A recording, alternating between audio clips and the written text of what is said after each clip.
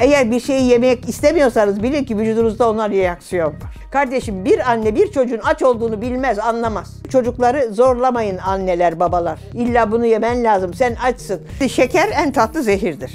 Uzak duracaksınız. Ama tuz dediğiniz zaman hangi tuzdan bahsediyorsunuz? Hastalıkların hiçbiri genetik değil, onu söylüyorum. Hatta ben şimdi kelle paça dedim diye bana diyorlar ki kelle paçacılardan sponsorluk aldı. Allah'ım yarabbim. Benim hiçbir kimseden sponsorluk almadığımı burada size de belirtmek istiyorum. Hayatta almamışımdır. Hayatım boyunca böyle bir şey yoktur.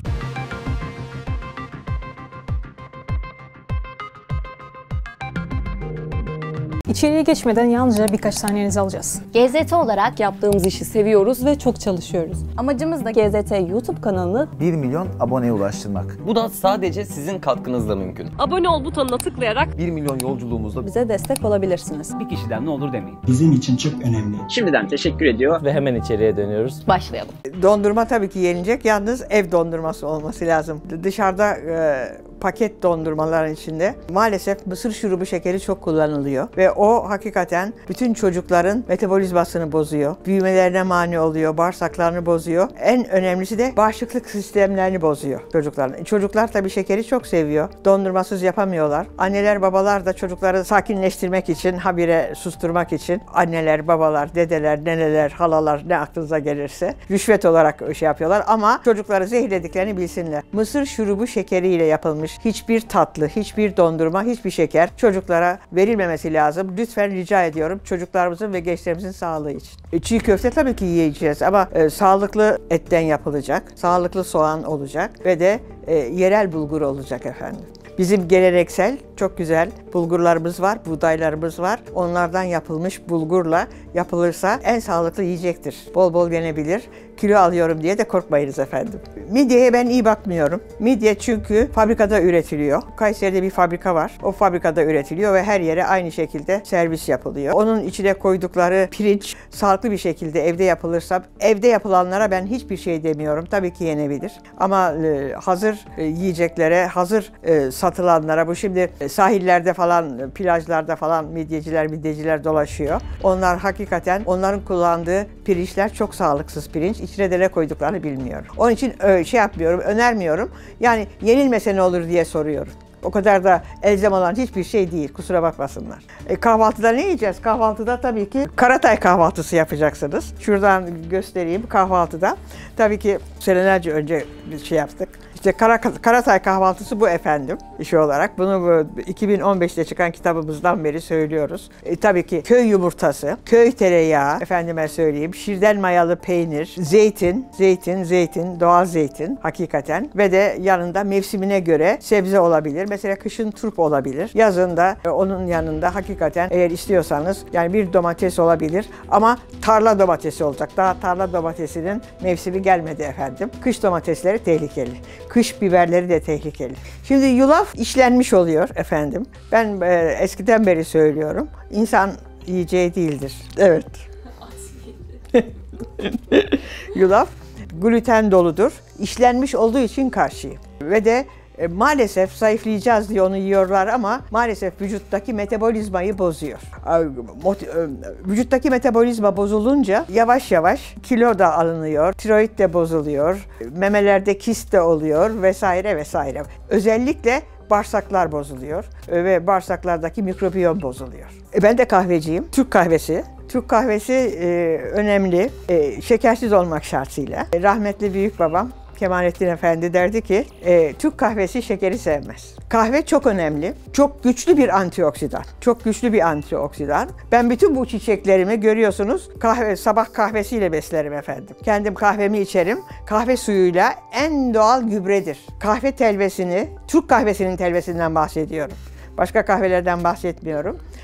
Sulandırıp bütün çiçeklerinize dökebilirseniz, bitkilerinize dökebilirseniz, sularsanız öyle bakın, şurada gördükleriniz hepsinin altında Türk kahvesi vardır efendim.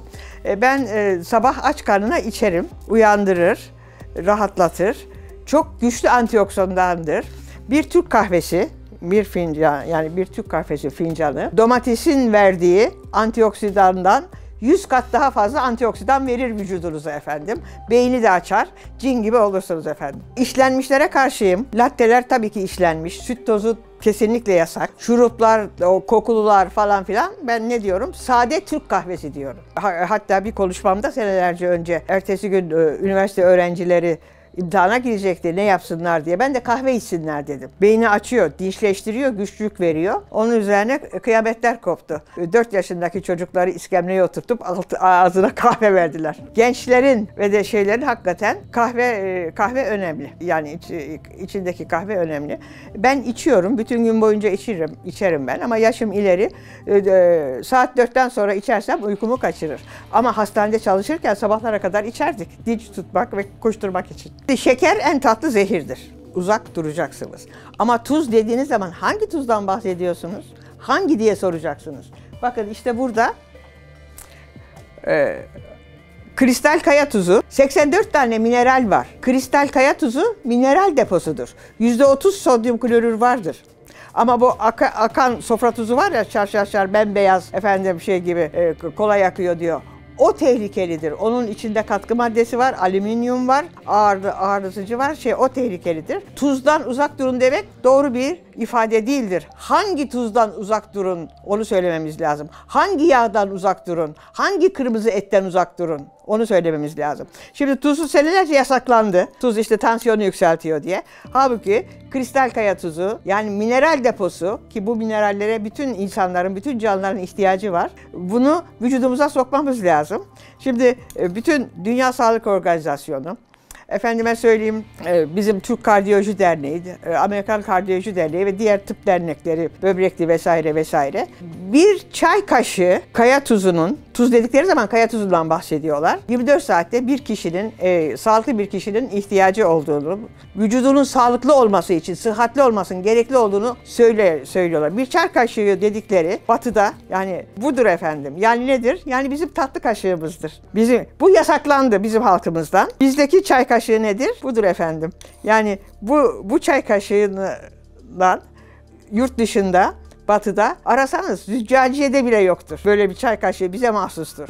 Ve bize bu önerildi insanlarımıza ve hastalarımıza.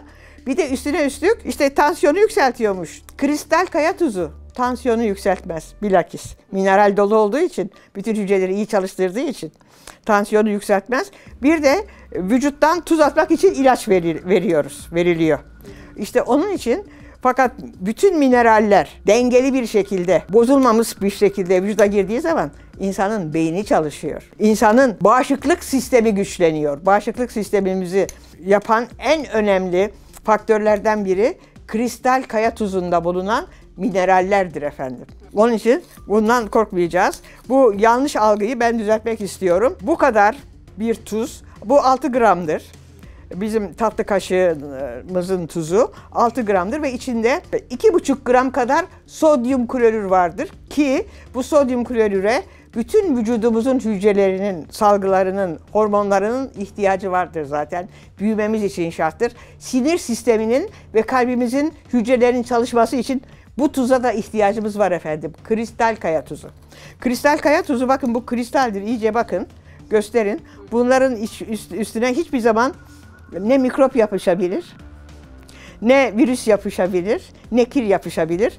Çünkü bizim zaten bilirsiniz şeyde de vardır geleneksel olarak biz turşumuzu da kristal kaya tuzuyla yaparız. Efendim peynirimizi de, beyaz peynirlerimizi de, bütün peynirlerimizi de onunla yaparız. Zeytinlerimizi de onunla tuzlarız. Hiçbir şey olmaz.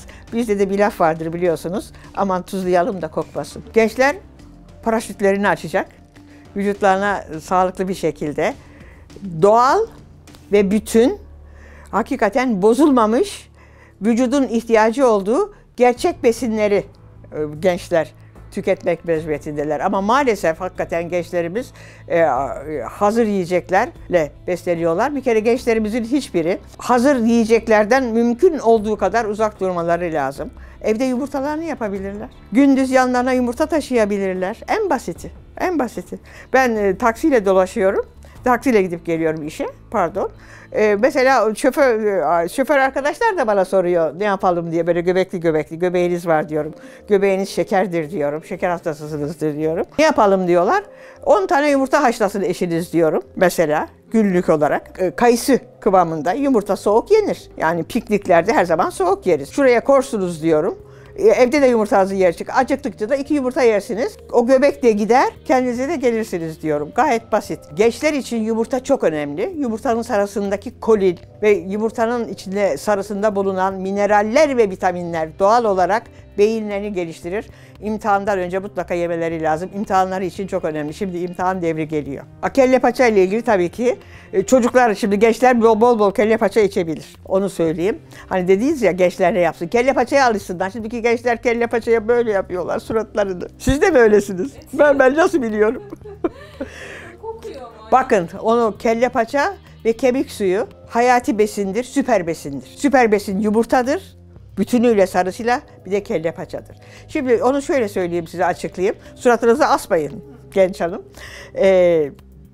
Bu işte pandemi devrinde antikor diye konuştuk ya. Konuşuldu ya, işte herkes bir antikoru öğrendi. Neyse antikor. Antikor neden yapılıyor? Antikor doğal yağ, hayvansal yağ, doğal hayvansal protein ve doğal mineraller olmasa vücutta antikor olmaz. Bunların hepsi kelle paçada var. Bunların hepsi kelle paça yemiyorsanız, ki hakikaten yemeyebilirsiniz, kemik suyu yapabilirsiniz. Yani kemik suyu evde gayet güzel kendiniz yapabilirsiniz. Kitapta anlatıyoruz, bu kitapta onu anlatıyoruz. Yapabilirsiniz. Evde yapılacak yalnız. Veya güvendiğiniz çok güzel şimdi kelle paçacılar açıldı. Hatta ben şimdi kelle paça dedim diye bana diyorlar ki kelle paçacılardan sponsorluk aldı. Allah'ım yarabbim.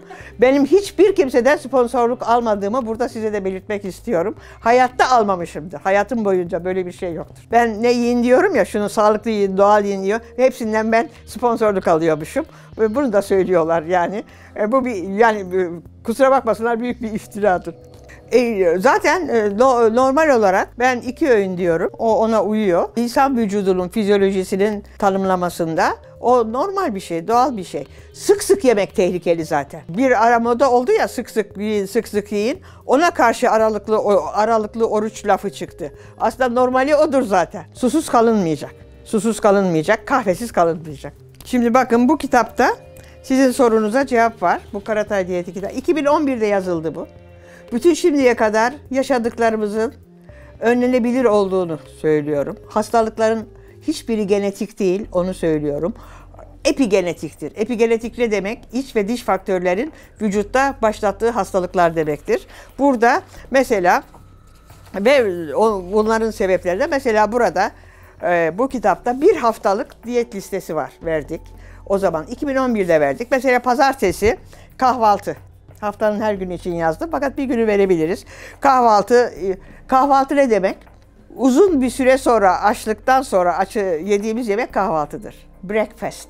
Fast'in kırılması, açılması şey olarak. Ama doğal olarak yaşıyoruz, çalışıyoruz. 8-9'da veya 10'da yediğimiz zaman 2 adet yumurta, özgür tavukların doğal yumurtası, suda haşlanmış olabilir, rafadan olabilir, kayısı kıvamında olabilir veya tereyağında, doğal gerçek tereyağında omlet yapılabilir. 8-10 adet tuzu alınmış yeşil ya da siyah zeytin olabilir.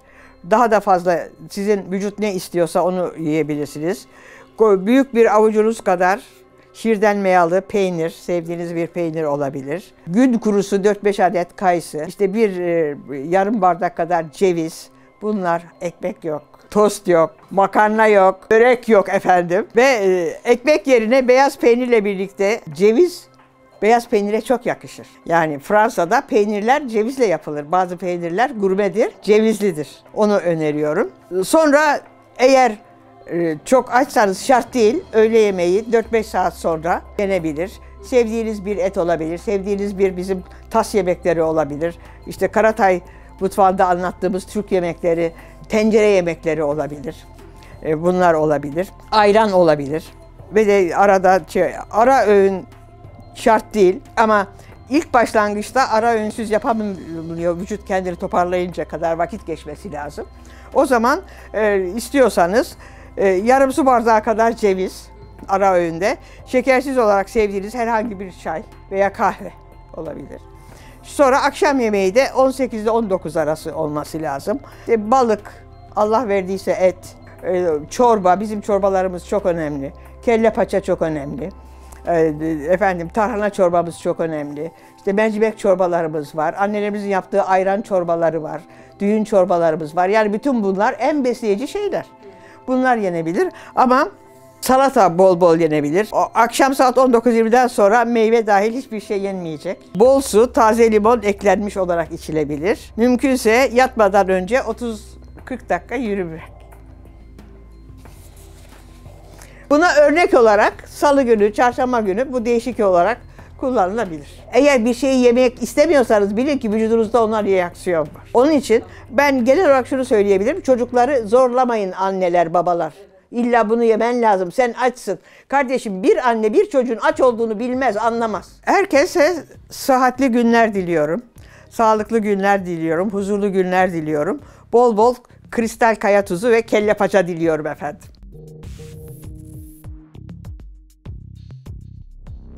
Eğer bir şeyi yemek istemiyorsanız bilin ki vücudunuzda ona reaksiyon var. Kardeşim bir anne bir çocuğun aç olduğunu bilmez, anlamaz. Çocukları zorlamayın anneler, babalar. İlla bunu yemen lazım, sen açsın. Şeker en tatlı zehirdir. Uzak duracaksınız. Ama tuz dediğiniz zaman hangi tuzdan bahsediyorsunuz? Hastalıkların hiçbiri genetik değil, onu söylüyorum. Hatta ben şimdi kelle paça dedim diye bana diyorlar ki kelle paçacılardan sponsorluk aldım. Allah'ım yarabbim. Benim hiçbir kimseden sponsorluk almadığımı burada size de belirtmek istiyorum. Hayatta almamışım.